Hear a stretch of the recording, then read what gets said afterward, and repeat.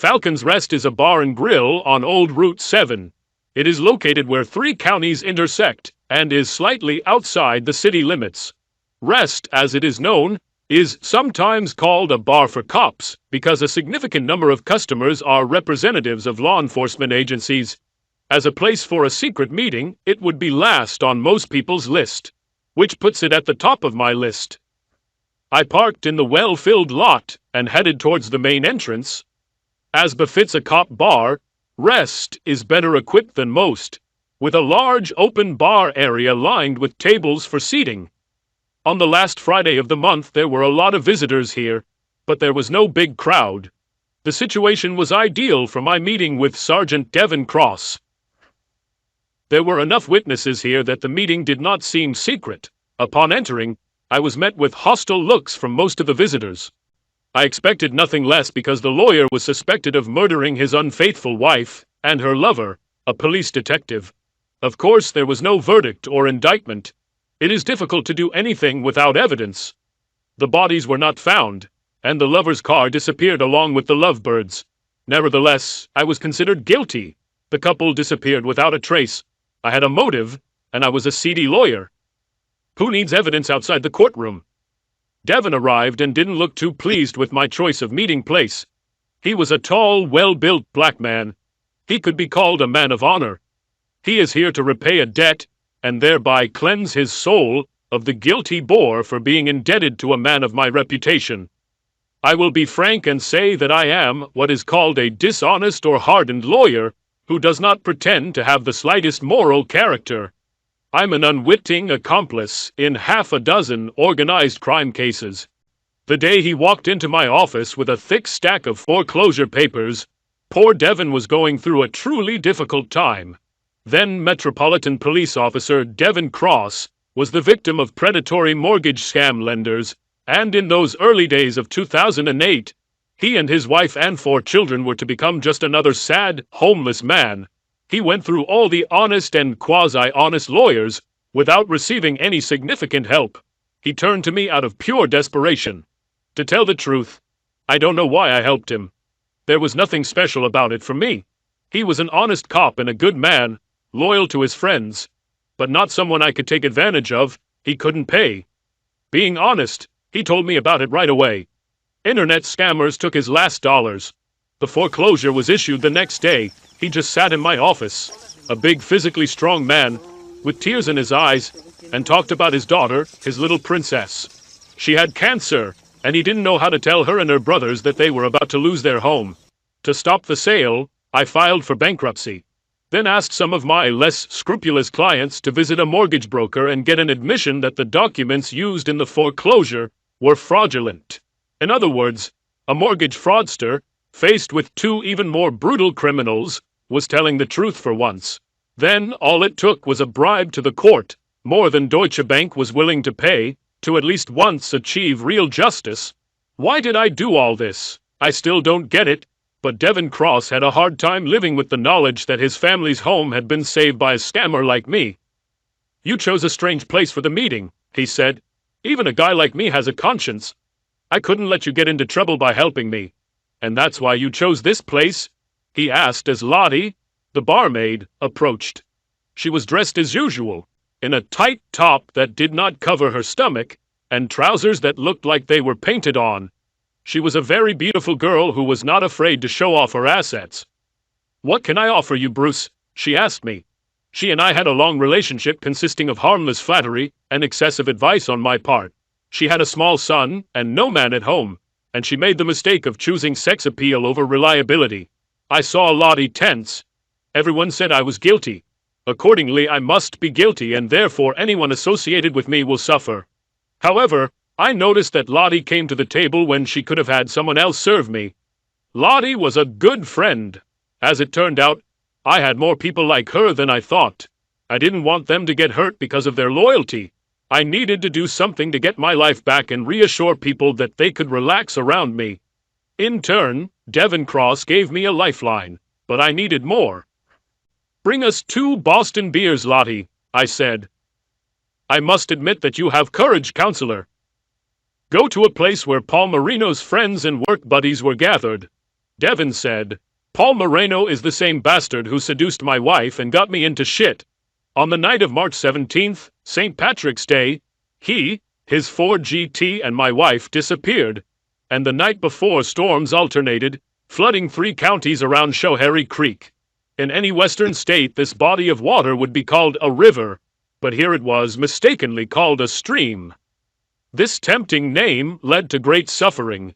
People stubbornly continued to bridge and build around this treacherous but modestly named watercourse. Schoharie's misjudgment paid a heavy price in lives and property. By the beginning of March 18th, all emergency teams were busy rescuing people stranded by the flood. For several days, no one noticed that my wife and her asshole lover were missing. Then, of course, suspicion immediately fell on me. The city takes courage, as they say.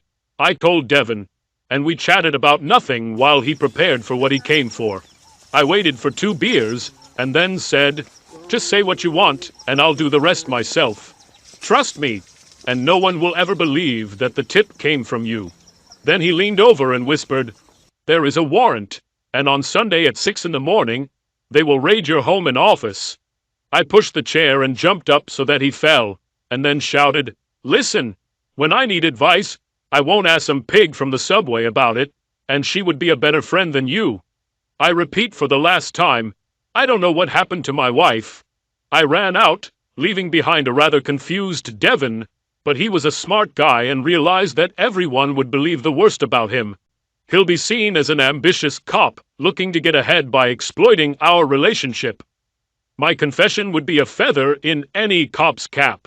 Trying to extract a confession from me would not have harmed him, but the fact that he was seen with me at a secret meeting would have ruined him.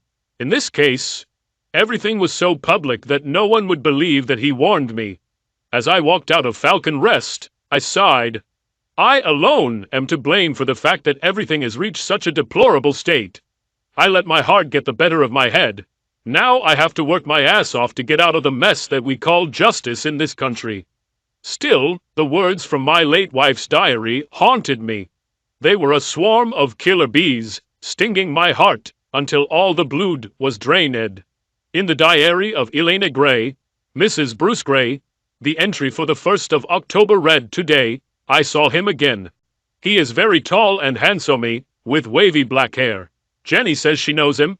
In fact, she slept with him.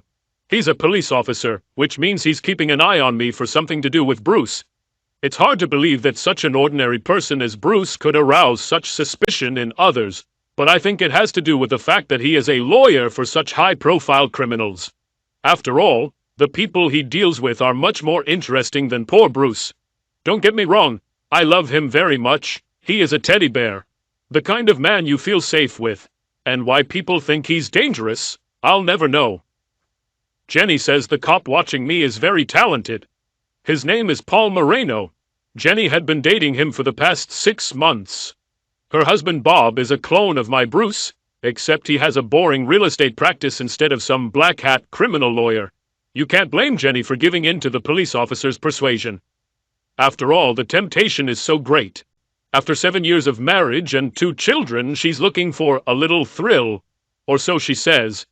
After 15 years of marriage with a 14-year-old daughter, I'm ready for a rocking chair on the back porch.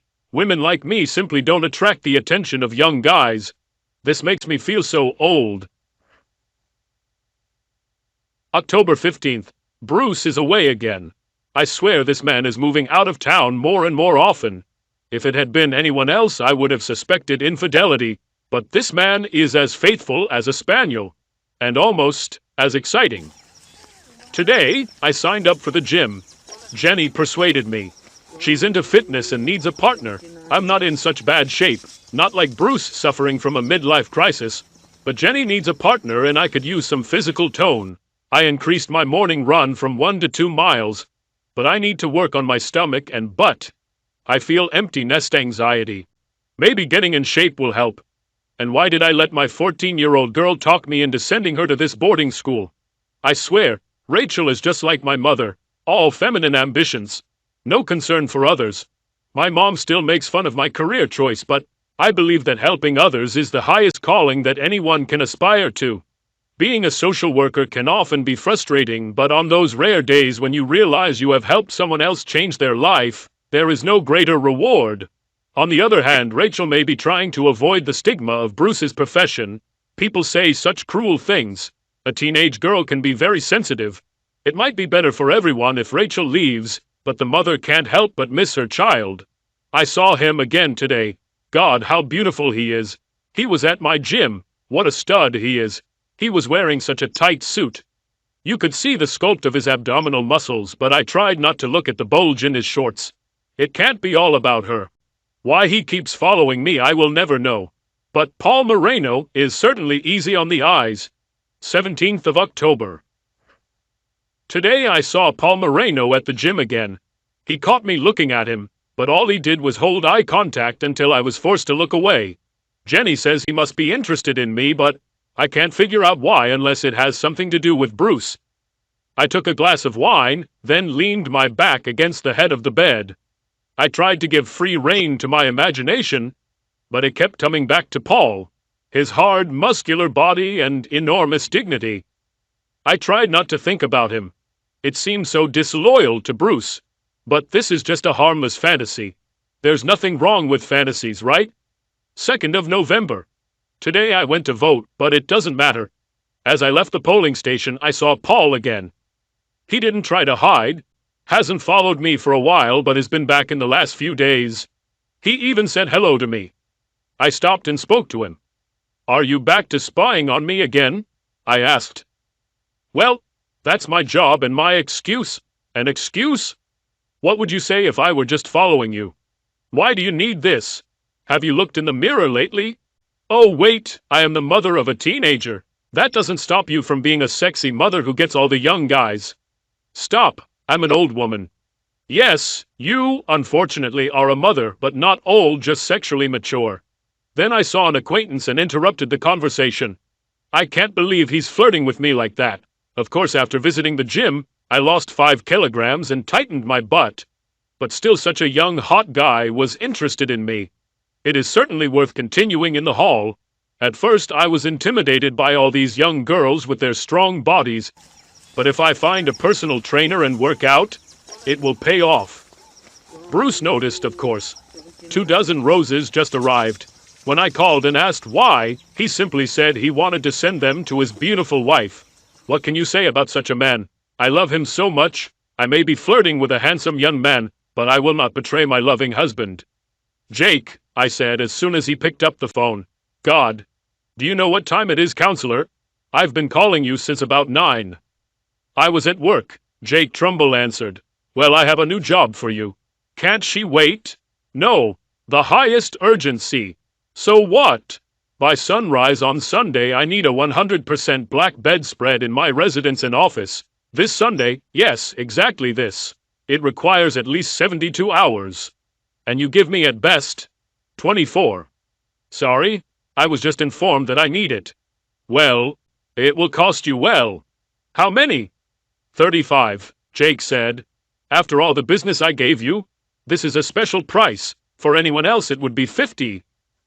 Jake didn't say that it was unlikely that I would survive sending him any more business. Moreover, at the moment, whether he was a business partner or not, I was in no position to bargain. He could have given me any price, and I would have had to pay. Okay, just do it, I said. 9th of November. I've seen Paul 3 times in the last week. Now he always smiles and waves at me. Jenny had a full-blown affair with this man. She says he is the best she's ever had in bed. He is 29, 8 years younger than me. I asked her if he was worth risking my marriage for, and she told me to ask the question again after I tried it. Last night I attacked Bruce when he came home. I think there are some benefits to our daughter being away from home. Bruce did great. But I'm ashamed to admit that all this time I was thinking about Paul. Am I so depraved that I need to think about another man while my husband is making beautiful love to me? Today, as I was sitting at Starbucks, sipping my mocha latte, Paul came and sat at my table. For a long time he sat silently and looked at me, while I studiously ignored him. But finally he broke the silence. I was transferred to another position, he said. What? I'm not officially following you anymore. What does it mean? Well, among other things, this means that my superiors have decided that no matter what crimes your husband committed, you were not involved in anything illegal, he said.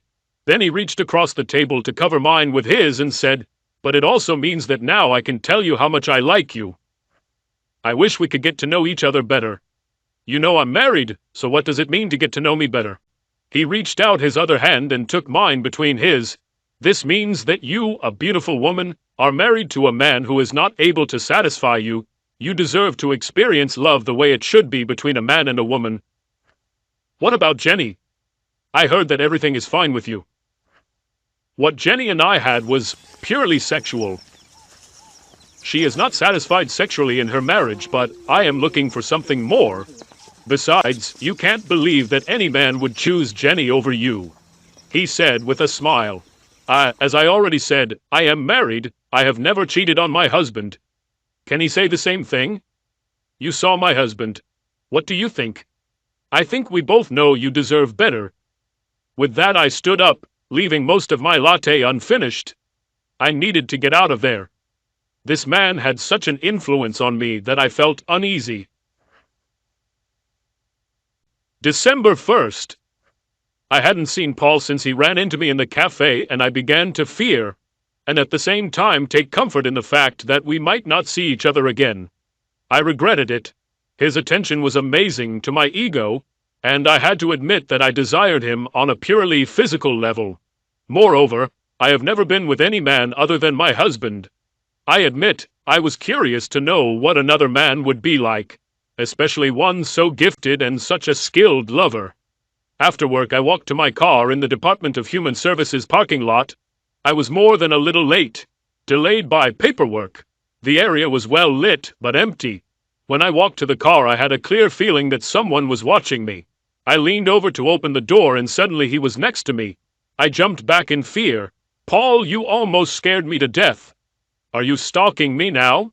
Sorry, he said, groping my waist under my open coat with his hand. I just had to see you. I am always thinking about you. I guess I should have been scared, but the thing is, he was on my mind almost constantly. I wanted to see him again. Please, I begged, leave me alone. I can't do this to my husband. In response, he just leaned over and kissed me. He was so big and tall, so courageous and strong. He overwhelmed my senses, and as in romantic cliches, I felt electricity in his kiss. Some kind of spark jumped between us. I need you, he said, more than all the women I have ever known. If it were just me, I would leave you alone. But I feel your body calling me. I couldn't help myself and kissed him back. But then I pushed him away, jumping into the car with the words, I can't, and I would like to, but I can't. They didn't bother to knock. At dawn on Sunday morning, 4 officers dressed as stormtroopers picked the door lock and forced their way into my house.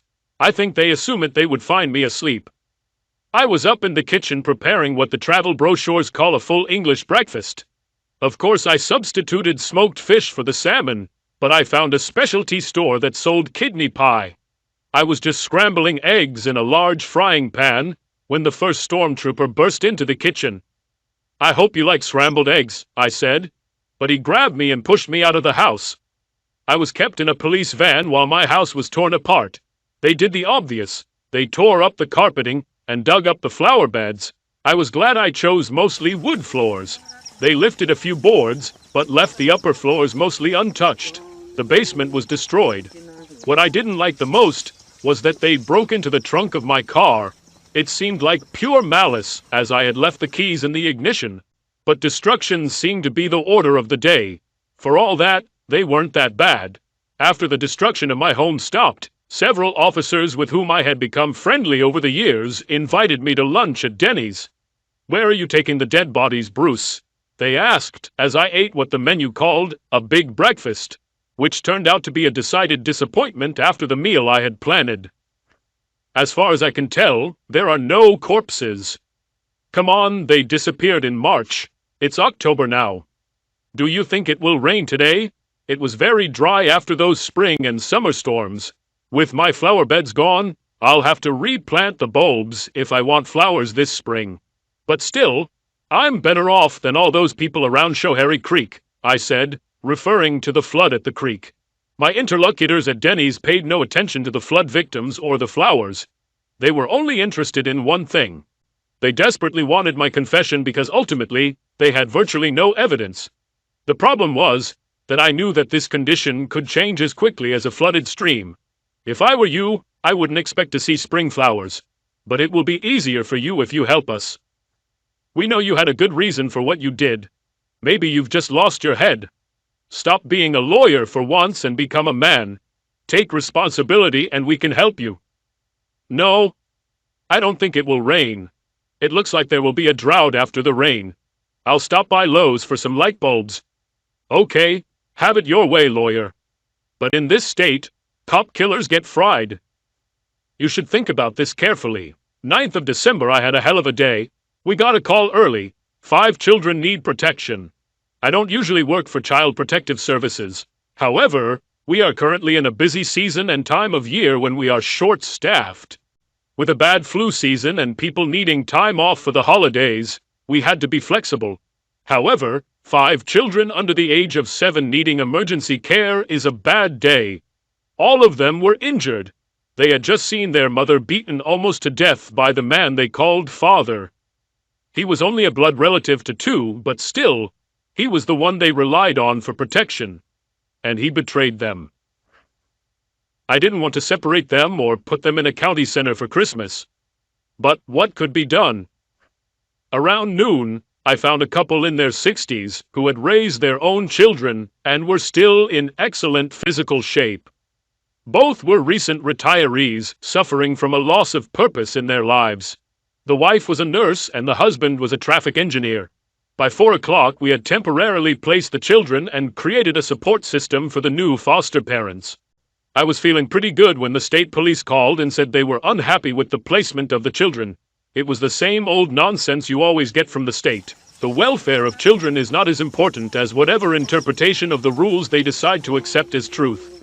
Can you believe they were concerned about paying for childcare to people in the state pension system? This can be considered double payment, said the woman from the staff. For an hour we beat around the bush on this issue. The matter reached the head of the district administration and the state DSS commissioner.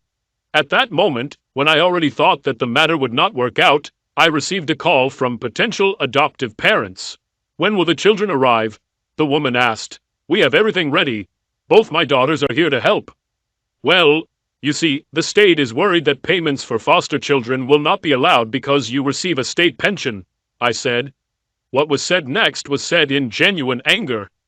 Well, tell that asshole governor to keep his lousy payments. Just send these kids to us. When the county executive heard this, she laughed and said, Okay, send the children. Then we can always sue the state for this money. It took me another 3 hours to get the children to their new foster home and get them settled there.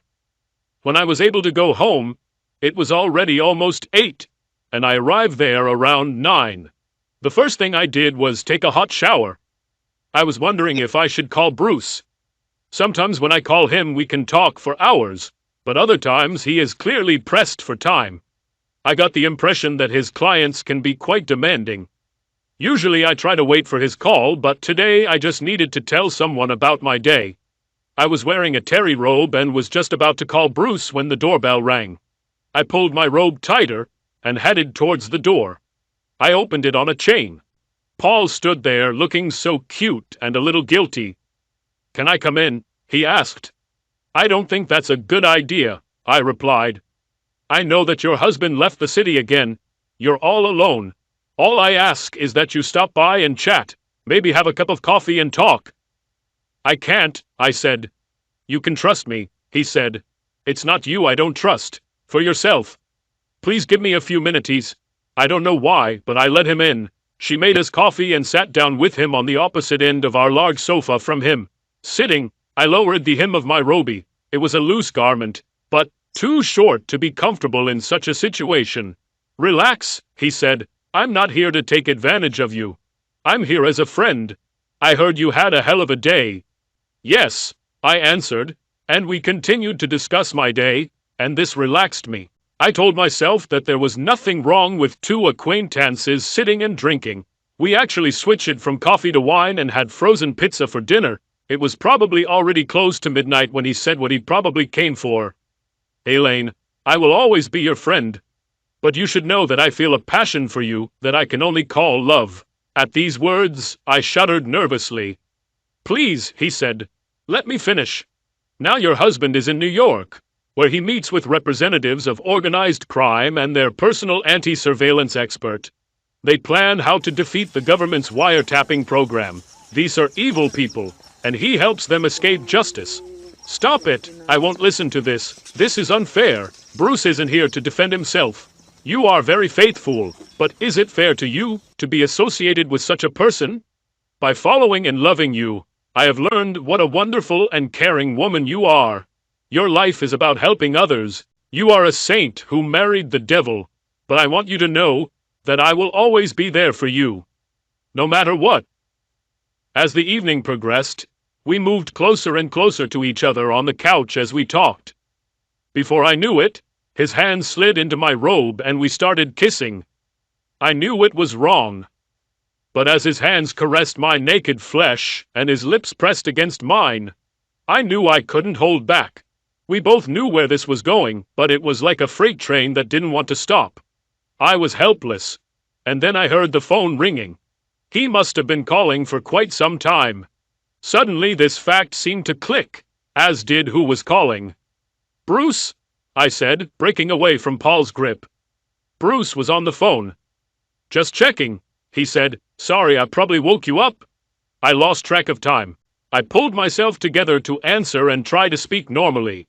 Bruce was in a talkative mood and went on and on.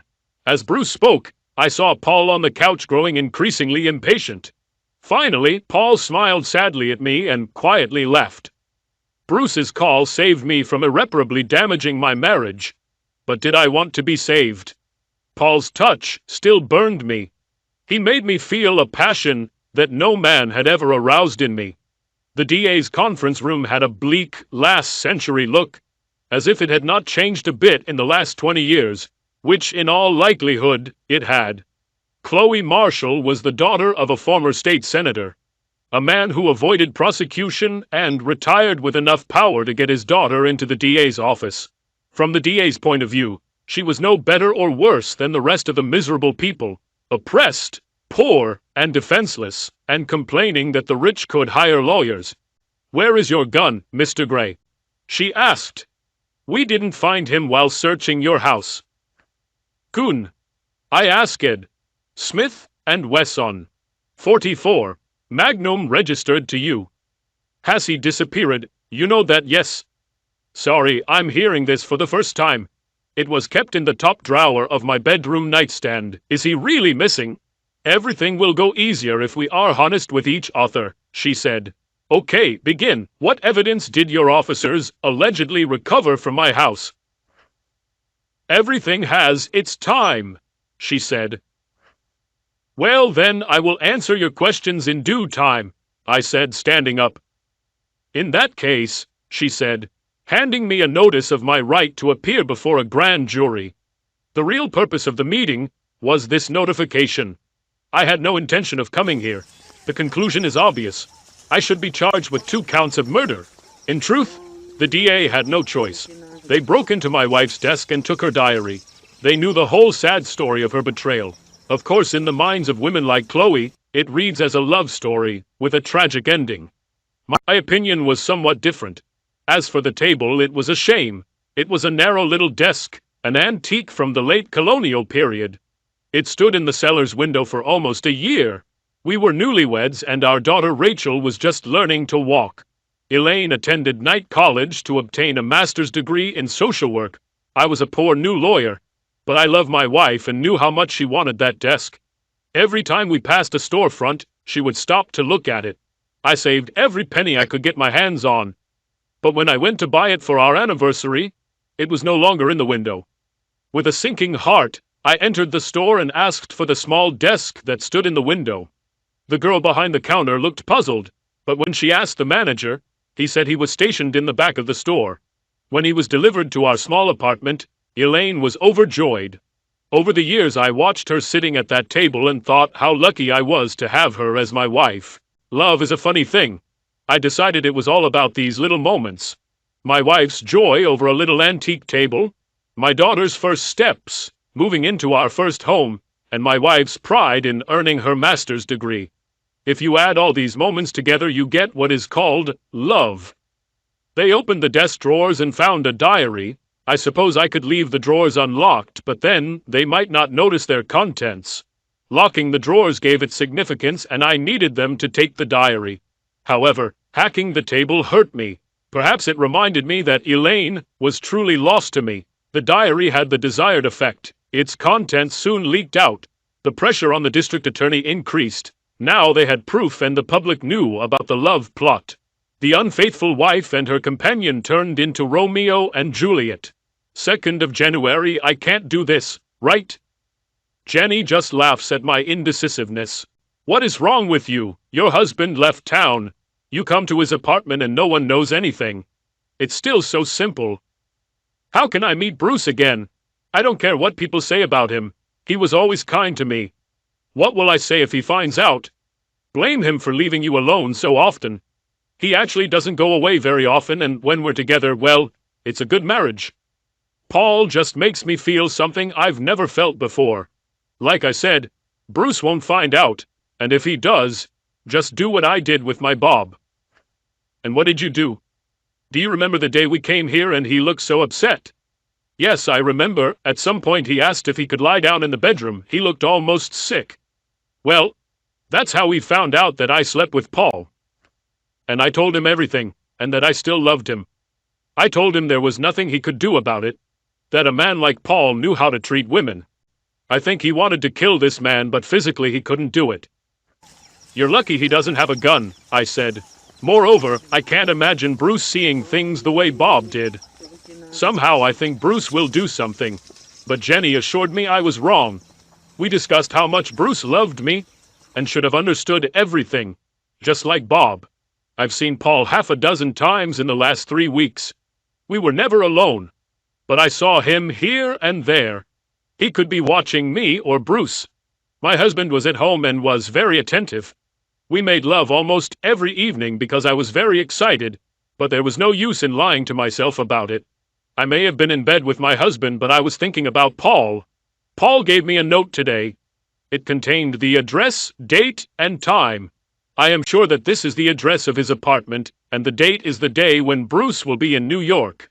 I don't want to go, and yet I know that I will go.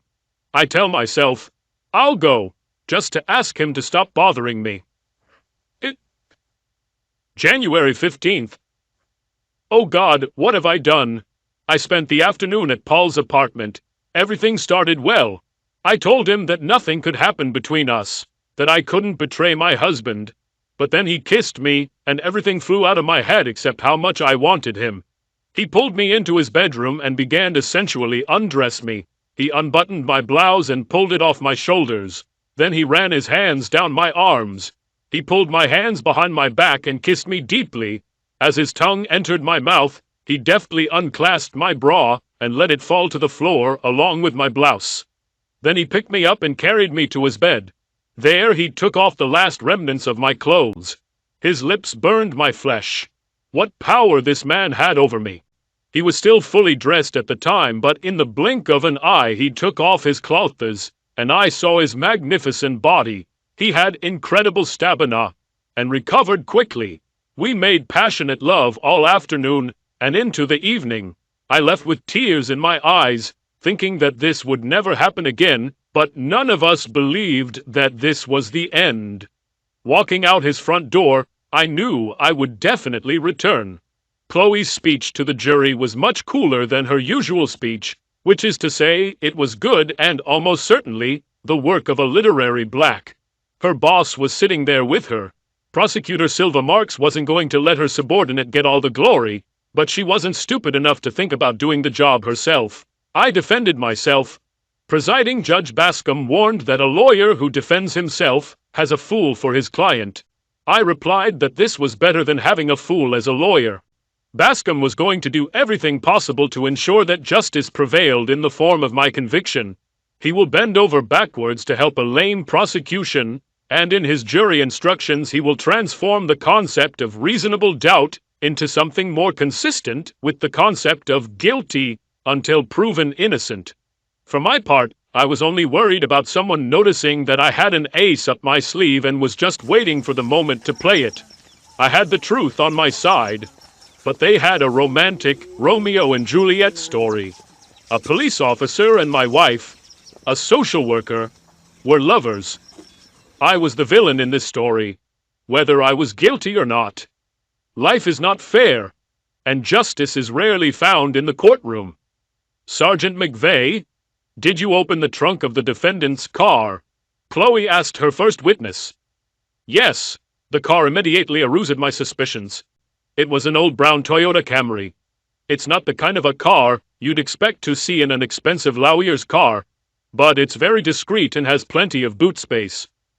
I see, Chloe said, looking at the jury with a smile that said, "See how cunning the defendant is."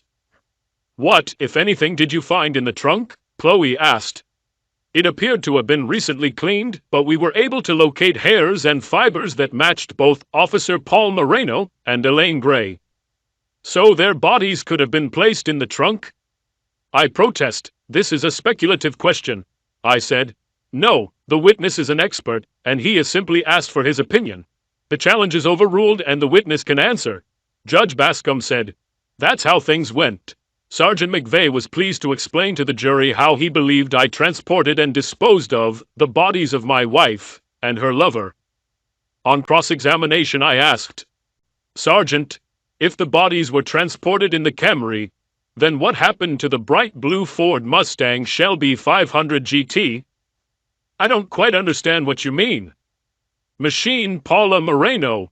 Her nowhere. I don't know that, of course, McVeigh replied.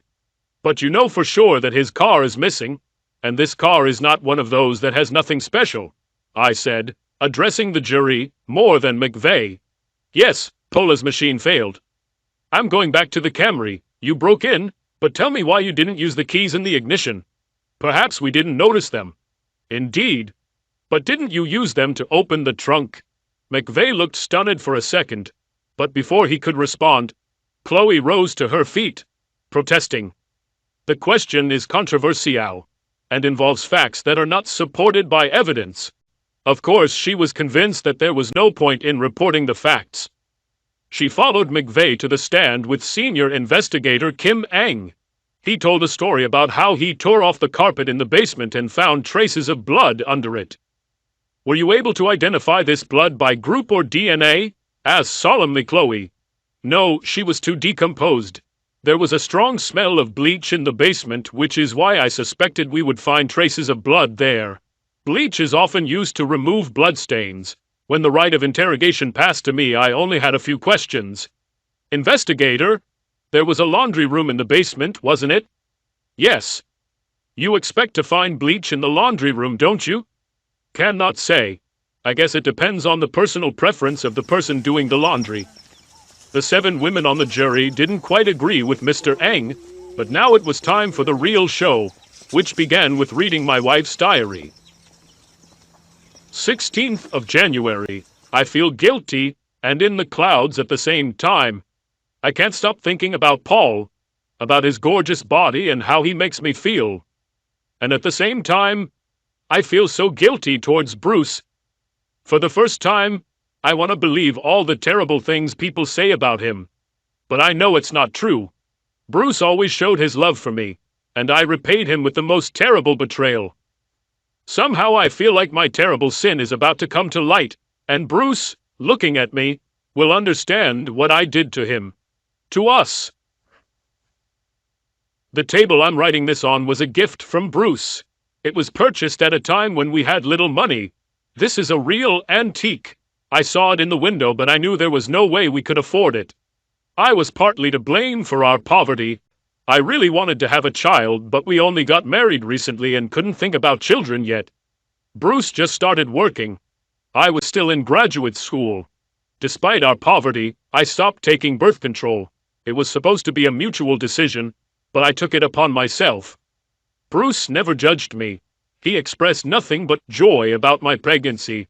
I knew he was worried about our finances and wanted to wait until we were better off. Yet, even as we struggled like fish, he somehow found the means to buy me an extravagant gift. My loving husband of the last 15 years, whom I so easily betrayed. I hesitate between never seeing Paul again and running out the door and into the arms of my lover. When Bruce returns from his trip this evening, I'm sure he'll find out about this. And maybe that will put an end to it one way or another. I don't know what I'll tell him. I can't bear to hurt him. January 17th. Nothing happened last night. If Bruce knew anything or even suspected what I was doing while he was gone, he gave no sign. And yet, our communication looked somehow strange. It was as if some distance had arisen between us. Perhaps I am artificially creating exactly what I fear. Bruce acted and looked tired. For now, I'll have to wait and see. I left for work early so I wouldn't have to see Bruce in the bright light of the morning. I'd barely arrived at work when my cell phone rang. It was Paul. He wanted to talk. And we talked until I had to get to work. The conversation with him somehow lifted my spirits and gave me hope that everything would work out, that love will find a way. And I have to admit that what I feel for Paul is love. Perhaps not as eternal as what I had with Bruce, but a deep and passionate feeling that I had never experienced before. January 19th. I picked a time and went to what I said was a long lunch, but actually met Paul at his apartment. He works the shift from 4 to midnight. We had 2 heavenly hours together. At home, Bruce seemed unfazed, but I'm not sure it was all in my head. We haven't had sex since he got back from New York, but he'll be home this weekend, and I'm determined to make it up to him. 12th of February. I've spent the last month in turmoil. My romance with Paul seems to be escalating. We see each other at his house at least twice a week during the day, and also in the evenings when Bruce is out of town, which happens often these days. Paul says Bruce is involved with some very bad people. The FBI is very concerned because none of their surveillance attempts have worked. Bruce legally blocks their warrants and helps them acquire very sophisticated equipment to protect against wiretapping, what is prohibited but can be purchased with special permits. Paul hasn't said it, but I know part of his job is still keeping an eye on my husband. I guess I should be relieved that Paul almost always knows my husband's whereabouts. But the tension is growing. I found myself between 2 lovers. I love both of these men, and I see that they are enemies. I am trapped in this hopeless situation from which there is no way out. Bruce was the best husband, buying me little gifts for no reason, sending me flowers and making love to me. However, I can't shake the feeling that he somehow knows what's going on behind his back. He doesn't show any signs that he knows, but after 15 years I can sense when he's worried and when something is bothering my husband. Forgive me, Mr. Gray, but I don't see a problem in admitting your wife's diary as evidence. Judge Bascom said. We were in his office arguing over the prosecution's proposal to introduce the diary as evidence. I see, and the concept of rumors doesn't bother you at all, I said.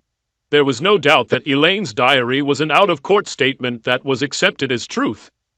He falls under one of the exceptions to the rumor rule, she countered. Chloe, is it true? Which one exactly? I demanded. A few, she answered, without putting anything specific into her argument. I had no intention of winning this argument. Chloe, she believed that she needed the diary to cement my sentence, and the judge was going to use it.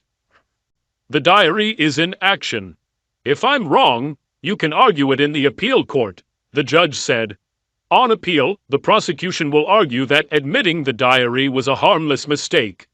This would not be entirely correct, but what would it matter if I am guilty in truth? Everyone knew this, including the appeal court judges. Chloe asked a very attractive employee from her office to sit in the witness box to read my wife's diary. The girl was about 22 years old. She had dark brown hair styled in a straight, simple updo, deep brown eyes and the most innocent look possible. She blushed so sweetly at the rougher parts of my wife's notes, and thereby deflected any judgment the jury might have felt about the depraved infidelity of the woman I loved, and to whom I had been faithful for 15 years. 16th of March. Rachel returned home for spring break. I haven't seen or heard from my daughter since Christmas. She seems very happy. I don't know exactly why she wanted to go to boarding school, but I suspect it had something to do with the rumors about Bruce. She loves her father, but there's no escaping what people say about him. This must be hard for a teenager. Since Rachel is at home, Paul and I can't meet at my place, and Paul thinks there might be people at his work who are suspicious of his relationship with me. It would be bad for his career if our affair became known while he was on the team investigating Bruce's case.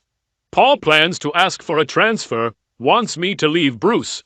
However, when faced with this solution, I realize that what Paul is suggesting is wrong.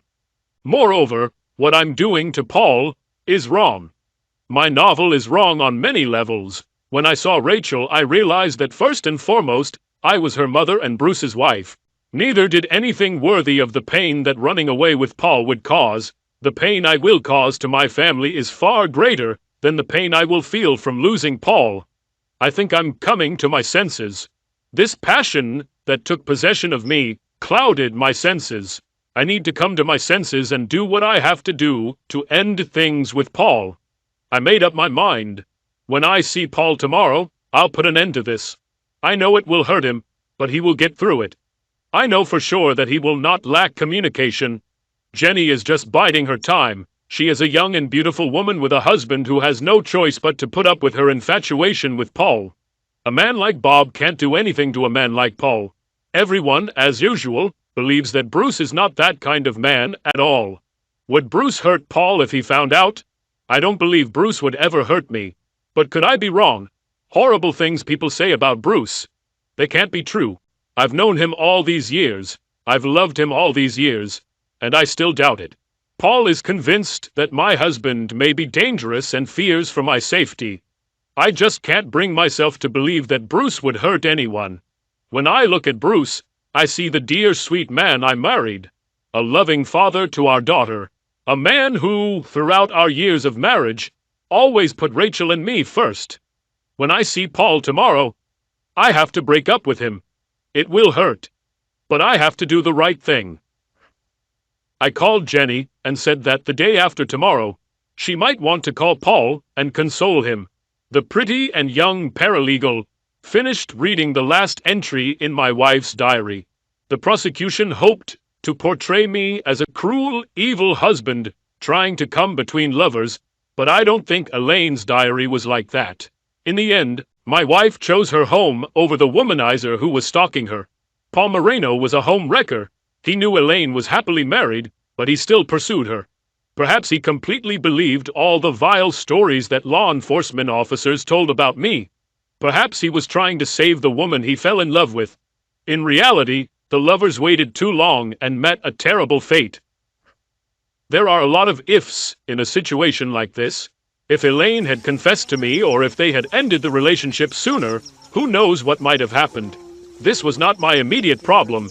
The problem was saving my neck. After reading the diary, the jury was ready to convict, and everyone in the courtroom knew it. I had a long list of witnesses, but only one mattered. Jake Trumbull spoke in court. On my list of witnesses, he seemed like an ordinary witness. His expert report consisted of 500 pages of nonsense with a mention of video on page 439. We started with his credentials: a degree in electrical engineering from the Rochester Institute of Technology, service in Army intelligence, and then 20 years in the FBI. Not a bad resume. What I missed was that after working for the FBI, he became employed by the very criminal organizations he was prosecuting on behalf of the government. It has proven invaluable to me and others in the fight against government surveillance. Mr. Trumbull, have you done any work for me in the past? Yes, many times. The last time you worked for me, what did you do? I have installed a complete surveillance system covering your home and your office, both inside and outside. We call it the black cover, because it is designed to reveal dirty deeds. What do you mean by dirty deeds? As usual, unauthorized entry to install listening devices or plant evidence. And have you discovered any dirty dealings? Yes, my staff and I watched as Sergeant McVeigh took the keys to a brown Camry and opened the trunk. Then he emptied the material from the bag into the trunk. A little later, he returned with other officers and broke open the trunk with a crowbar. The officers then began collecting so-called trace samples from the trunk. Shocked muttering came from the courtroom. Trumbull was on a roll and offered to watch the video he had collected. We included her in evidence despite the prosecution's objections. Trumbull went on to talk about the planted blood that investigator Eng discovered. Needless to say, the prosecution's case fell apart. Without forensic testing, they didn't even have evidence that a crime had been committed. All they had was a missing pair of lovers, a missing gun, and a car that no one could find. At the not guilty verdict, my daughter Rachel hugged me. That she never believed I killed her mother mattered. Many others thought I had gotten away with murder. It is noteworthy that no action was taken against the officers who tried to frame me. Ultimately, they saved my life by giving the prosecution a case for trial. A long, dry summer has turned Schoharie into a muddy patch. It also revealed a blue Ford Mustang hidden in the deepest part of its riverbed. The bodies were still in the car. They must have been trapped in the frame of the car even as the flooding stream first carried the car away and then let it sink into the deep, rushing waters. They found Elaine's purse containing the GPS device I left in the car, along with what was left of my wife's body.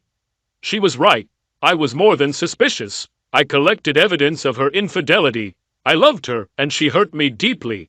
As far as I was concerned, Paul Moreno was a snake out to destroy a good marriage. It broke my heart, but I was planning a divorce, not a murder.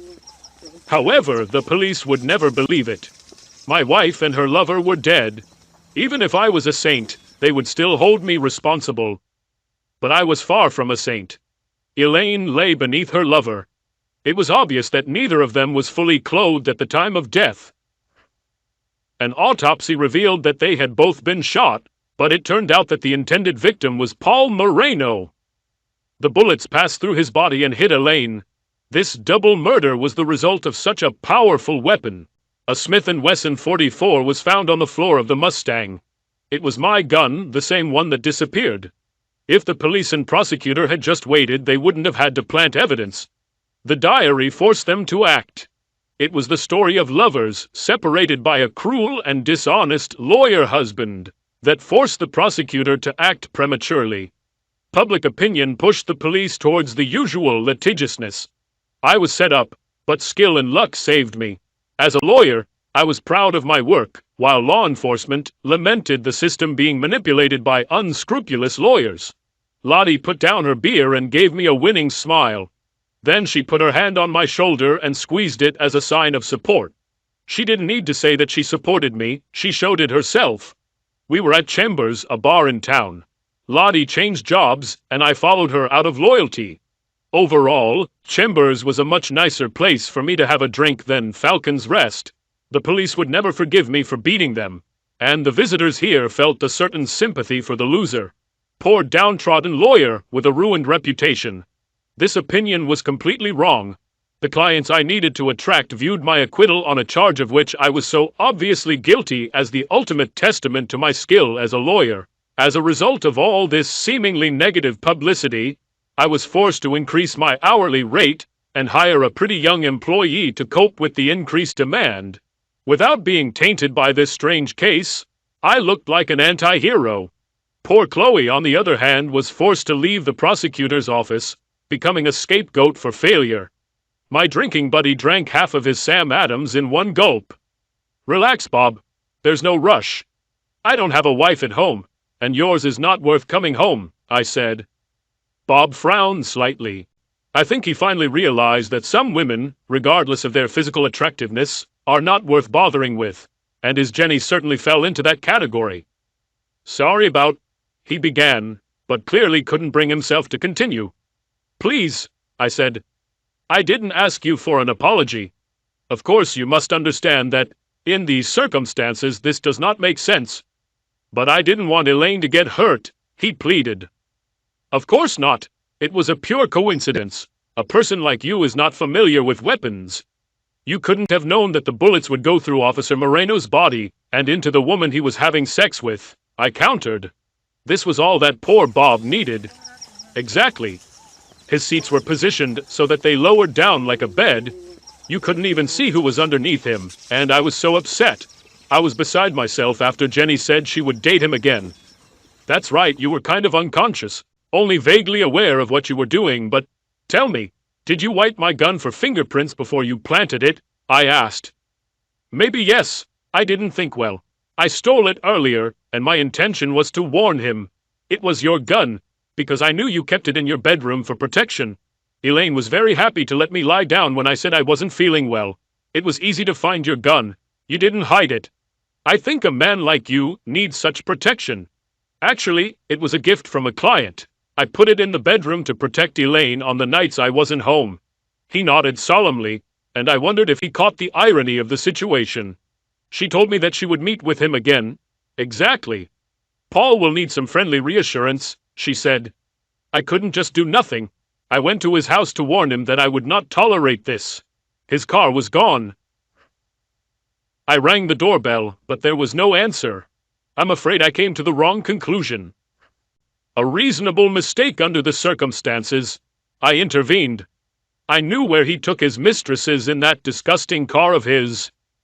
It had already started to rain and it was very dark when I reached the ring road leading to the stream. I stopped on the road and walked down to the stream. On a good night the moon floods the place with light, but the weather has turned bad. They were on the passenger side, but the driver's side window was partially rolled down. I heard them laughing, and then she moaned in a way that shocked me to the core. I didn't understand what I was doing. I shot without thinking, and then the gun seemed to fall out of my hand, or maybe I threw it. I didn't find out that Elaine was in the car until much later. I am so sorry. Will you tell the police about this? He asked with a worried look. I shrugged. Why, it's definitely not my place to judge you. I am many things, but I am not a hypocrite. But I killed your wife, he said. Yes, but only by mistake. I don't know how the car ended up in the stream. I expected the car to be found immediately, but when it wasn't found, people started blaming you. Naturally, without corpses and weapons, they could not prove my guilt, but the GPS, which I put in my wife's purse, told me where she was. I decided that due to rising water, the car first fell into a flooded creek and then sank when it filled with water. It was only a matter of time. The car, the bodies, or both. Since my gun was missing, I had a good suspicion as to how the lovers died and who would be to blame. I regret this, and the fact that many still consider you guilty. You have to turn me in, Bob said in a quiet, sad whisper. What can I say? We are not responsible for what people think, and I certainly cannot counter an attractive lie with an unpleasant truth. No, you are completely safe on my side, I said. Then why did you invite me here? To give you this, I said, taking a document from my jacket pocket. What is this? He asked. My account, of course. I put up a damn good kill defense. But you defended yourself, he said. Whose fault was it? I've wasted time and expense and the responsible party must pay. I might add that I did a damn good job. You should be pleased. That's a lot of money, he said. The defense was just good, I objected. Do you accept American Express? Of course. I think Bob was relieved that I would keep his secret, but as I said, I'm in no position to judge. We live in a society where the presumption of innocence has been replaced by a presumption of guilt. In such an unjust world, a person must live by his own mind. Lottie brought me another Boston Lager as Bob was leaving. Are you okay? She asked with genuine concern in her voice. Yes, in the end, everything works out for the better. Subscribe to our channel so that your second chaff doesn't cheat on you, and go ahead and listen to the next story, because this story is nothing compared to the next one.